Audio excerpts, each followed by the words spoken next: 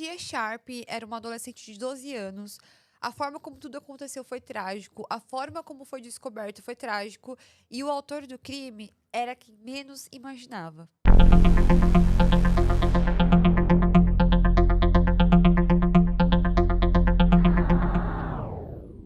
Antes de começar o caso de hoje, muito prazer, meu nome é Mayara Failassi, sejam bem-vindos ao canal Estante de Mistérios. Aqui nós falamos sobre casos criminais reais, teorias, histórias macabras. Então, se você gosta desse tipo de conteúdo, já sabe, já se inscreva no canal, já deixa o seu like, já compartilha esse vídeo nas suas redes sociais. E é isso, espero que vocês gostem do caso de hoje. No ano de 2012, Tina Sharp, ela morava com a sua mãe, Natalie, e seus dois irmãos mais novos em Londres. Era comum que a garota passasse alguns feriados e finais de semana na casa da sua avó, Christine, que ficava na mesma cidade. Na época do caso, ela tinha 12 anos, era bastante independente, costumava andar de ônibus e metrô pela cidade sozinha. Era completamente normal a tia, ela ir pra lojas, ela fazer compras sozinha, ela fazer tudo sozinha. Para uma criança de 12 anos, a família se sentia muito seguro porque ela era uma criança meio que evoluída. Ela era muito esperta. Então, andar na rua sozinha e fazer atividade sozinha era uma coisa que a família não se importava. A família achava seguro, não era um problema. Ela gostava muito de ir para casa da sua avó, porque lá ela tinha mais privacidade, porque ela morava com seus dois irmãos mais novos. Mas na casa da sua avó, ela tinha um quarto só pra ela. Então ela tinha uma super privacidade. Além dela poder sair com mais frequência sozinha, porque ela não tinha responsabilidade de cuidar dos seus irmãos, ela podia ficar num quarto só pra ela e ser mais independente. A sua avó, ela tinha um namorado que se chamava Stuart, ele tinha 37 anos e a tia tinha um relacionamento muito legal com ele, tanto porque ele conhecia ela desde quando ela era bebezinha. Então era como se ele fosse, por exemplo, um avô pra ela. Dia 2 de agosto de 2012, ficou combinado que a tia iria para a casa de sua avó. Ela parecia bastante empolgada, já que lá havia mais espaço, privacidade e um quarto só para ela. Naquele dia em especial, a mãe de tia a levou até o ponto de ônibus e ficou combinado que Stuart a pegaria na estação, perto da casa da sua avó. Christine trabalhava de noite, então os dois passariam um tempo jogando videogame e logo após Stuart ficaria responsável por cuidar da adolescente até o dia seguinte. Como combinado, Stuart buscou a menina no ponto de ônibus e os dois foram flagrados comprando alimentos em uma câmera de segurança do supermercado. No dia seguinte, no dia 3 de agosto, pela manhã, quando a avó da tia chegou em casa, viu que a menina não estava lá e perguntou pro Stuart aonde estava a garota. Ele disse que ela tinha saído para ver algumas lojas, mas que ela disse que voltaria por volta das 6 horas da tarde. A sua avó não falou nada porque a menina sair sozinha era uma coisa que acontecia de forma frequente. Quando a avó da garota foi pro quarto dela para tentar arrumar, ver se estava tudo bem, viu que tanto o celular dela como a bolsa dela estava lá. E foi aí que ela ficou preocupada. E ela decidiu ligar para sua filha para saber se a neta tinha voltado para casa. E a sua filha disse que não, que a menina não tinha aparecido lá naquele dia, que inclusive ela estava preocupada porque ela não tinha conversado com a garota naquele dia. Preocupadas, as duas se encontraram e começaram a andar pela cidade que nem malucas atrás da adolescente. Ela era 6, 7, 8 horas da noite e nada da menina voltar para casa. As duas começaram a procurar a garota por conta própria, frequentando lugares que ela sempre ia, conversando com amiguinhos que ela tinha, mas ninguém sabia dela, não tinha nenhum sinal dela. E às 22 horas daquele dia, as duas decidiram ir na polícia para falar sobre o desaparecimento da adolescente. Kurt, ele foi a última pessoa que viu. E a polícia tomou seu depoimento e, a partir daí, passou a revisar mais de 800 horas de gravação de câmeras de segurança na região, mas a garota não apareceu em nenhuma imagem.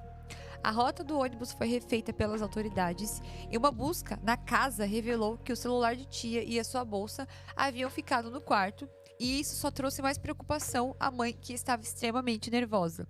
O caso recebeu muita atenção da mídia por ser um desaparecimento de criança. Voluntários ajudaram nas buscas e uma cobertura televisiva foi feita durante todo o tempo de investigação. O trabalho da polícia estava sendo intenso e cansativo porque a adolescente saiu pela cidade, mas nenhuma câmera de segurança pegou a menina saindo, entrando em nenhuma loja, passando em nenhuma rua.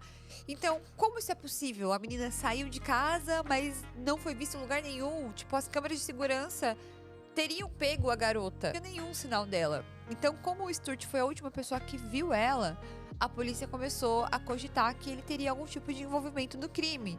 Tanto que a polícia começou a querer investigar ele muito melhor. E ele, com raiva, e como as mídias sociais já estavam em cima desse caso, ele pediu uma coletiva de imprensa para ele falar que ele jamais faria qualquer coisa com aquela menina, que ele conhecia ela desde que ela nasceu, que ele seria incapaz de tocar a mão nela e que ele estava extremamente preocupado porque ela estava desaparecida e ele estava tão mal quanto toda a família e que a polícia suspeitar dele era uma coisa absurda. Ele também começou a fornecer todas as informações possíveis para a polícia, para a investigação, para ajudar na investigação.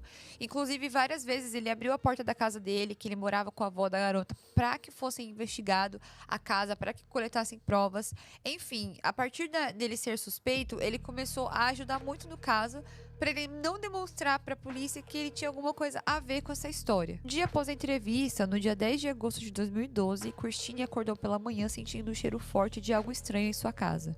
No início, ela não conseguiu identificar de onde vinha e resolveu esperar Stuart voltar, já que ele havia saído para buscar o jornal.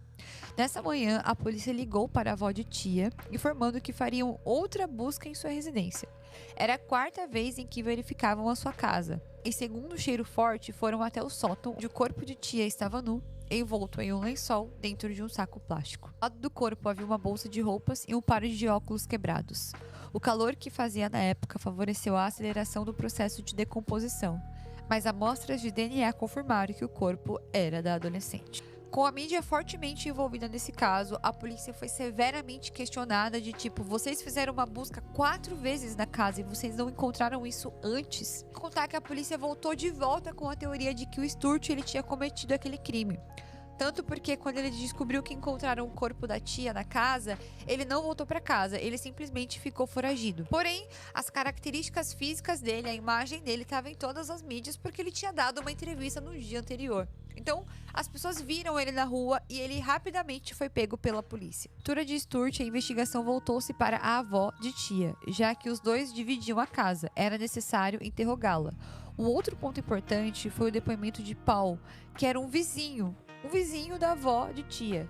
Ele afirmou ter visto a garota sair de casa ao meio-dia, fortalecendo a história de Stuart.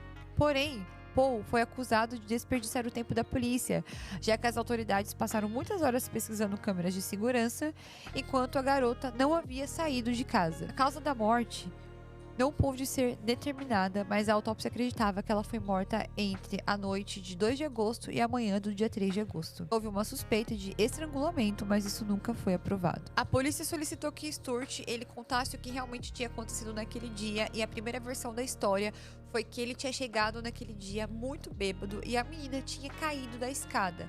Ele tinha bebido, ele estava bêbado, ele viu a menina caída na escada, mas ele não tinha muita consciência do que estava acontecendo. De manhã, quando ele acordou mais sóbrio, ele viu que a menina estava morta e ele não queria que a avó dela sofresse com a perda dela. Ele não sabia como dar essa notícia para a avó da garota, então ele decidiu esconder o seu corpo lá no sótão. Essas informações não tinham nada a ver, não batia com as informações da perícia, porque o corpo da garota foi encontrado nu. Por que ele tiraria a roupa de uma garota que foi encontrada morta depois de ter caído na escada? Sem contar que no seu corpo não tinha sinais de hematomas ou de quebras ou de quebra de pescoço ou algo assim do tipo que resultaria numa morte em uma queda. Não batia com a cronologia exposta da perícia, então não fazia sentido aquela primeira versão da história que ele deu. Por isso então decidiu investigar as coisas de Stuart para ver se encontrava alguma coisa. E se liga que isso aqui é bizarro. Stuart mantinha uma coleção de cartões de memória escondidos que foram encontrados pela polícia. Neles haviam centenas de fotos e vídeos de tia, gravados sem consentimento em situações inocentes, como, por exemplo, passando creme nas pernas, tomando banho e dormindo. O histórico de seu computador revelou que ele fantasiava muito tempo com a menina. Com frequência, ele assistia vídeos de relações incestas e procurava meninas de cabelo castanho, aparência jovem e óculos do conteúdo adulto que acessava, que eram as mesmas características físicas da tia. Como se não bastasse, foram encontradas fotos do corpo da garota morta, em posições sexuais. Imagens que, sem dúvida, ele queria manter para alimentar a sua fantasia doentia. Havia também fotos dele em posições sexuais, usando objetos para satisfazer os seus desejos. Nunca ficou claro se ele tinha intenção de matar a garota e se ele chegou a cometer o abuso. Mas a polícia acreditava numa teoria que ele matou a garota porque ele chegou a abusar dela sexualmente e ela ameaçou contar pra avó e pra mãe e pra família o que ele tinha feito.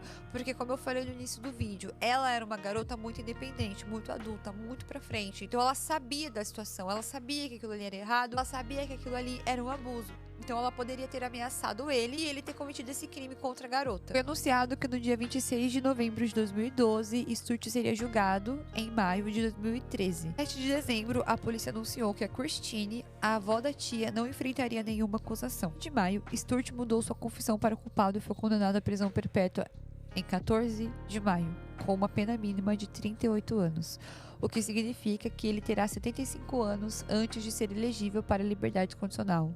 Em 5 de agosto de 2013, Paul foi considerado culpado de desperdiçar tempo da polícia, condenado a 5 meses de prisão. Em novembro de 2013, como resposta aos assassinatos de Tia Sharp e April Jones, os mecanismos de busca Google e Bing modificaram seus sistemas para bloquear resultados de busca destinados a produzir imagens de abuso infantil. Aqui no caso, a gente também conta a história de April Jones. Eu vou deixar aqui esse caso disponível na descrição desse vídeo, que também é o desaparecimento de uma adolescente. O que você acha dessa história? Claramente, no início do vídeo, quando eu comecei a falar desse padrasto, já dava pra entender que ele tinha cometido esse crime contra a garota. Claramente também, ele já pensava em fazer isso há muito tempo, e eu acredito sim na teoria que ele tenha abusado dela sexualmente, já que a perícia não provou que isso aconteceu por conta do tempo que o seu corpo estava em decomposição. Mas eu acredito na teoria que ele tenha cometido algum tipo de abuso contra a garota e a garota tenha ameaçado contar para a família, e ele, com medo disso gerar um problema para ele, ele acabou tirando a vida da jovem, enrolando no lençol, colocando dentro de um saco de lixo e colocando no sótão da própria casa. Gente, que coisa bizarra, né? A pior parte desse caso, meus amigos, é que a polícia foi lá 4 vezes. E como não encontraram esse corpo todas as vezes que foram, tipo, se o corpo tava no sótão. Coisas, gente, em alguns casos que simplesmente não batem, sabe? Só não batem, mas é a realidade. Enfim, o que você achou desse caso? Você conhece essa história? Deixa aqui pra mim nos comentários, pra mim saber certinho. E se você é novo por aqui, já sabe, se inscreva no canal e deixe seu like. E antes de terminar o vídeo, eu preciso falar uma coisa. Os vídeos do canal têm sido em tempos menores, de forma mais resumida. Deixe aqui pra mim nos comentários se vocês gostam de vídeos mais grandes ou mais curtos, pra que eu possa entender o que vocês preferem, pra que eu possa trazer aqui pra vocês. É isso, gente. Um beijo pra vocês. Até o próximo vídeo. Tchau.